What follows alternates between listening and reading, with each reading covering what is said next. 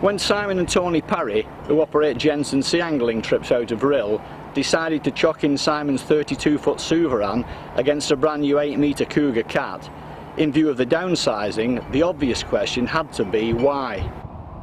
Working space is a precious commodity on an angling boat and not something to be given up, particularly when you become accustomed to having it.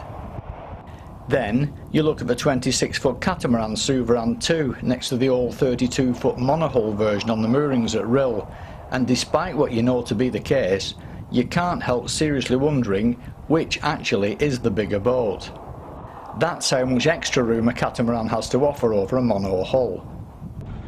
Suveran 1's dimensions are 32 feet by 12 with a deck area of 118 square feet.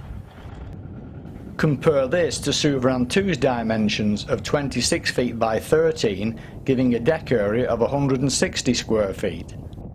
That's a difference of an additional 42 square feet of deck space, so the figures speak for themselves. But what kind of performance should we expect on the water? Well, there's only one way to find out, so Simon and I are going to give her a run out. We would also have on board a fur-paying party, organised surprisingly enough by Salvation Army Centre manager David Rose, as a recreational break for a group of lads from the Salford area.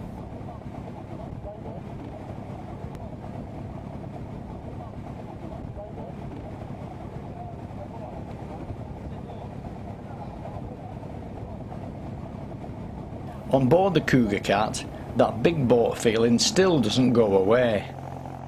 With a beam of 13 feet, you certainly get more effective fishing space than on a conventional monohull, simply because fishing over the stern is the place to be on any boat for a whole host of practical as well as tactical reasons. From that perspective, this boat was going to make and keep many more anglers happy.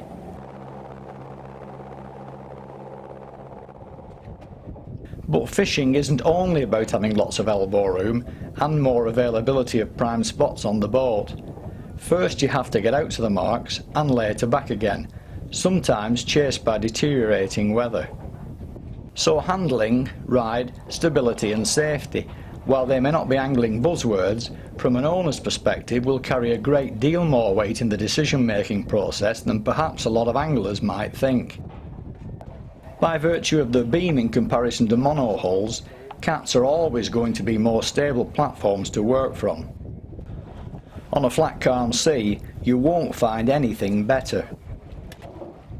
But as we all know, the sea is often anything but calm, and working boats often have to go out in less than perfect conditions. On this occasion the sea was reasonably flat, so it wouldn't be fair of me to comment here on the boat's handling. So what I'll do is to let Tony Parry, who's had it out in much choppier stuff than this, say what he thinks of the boat.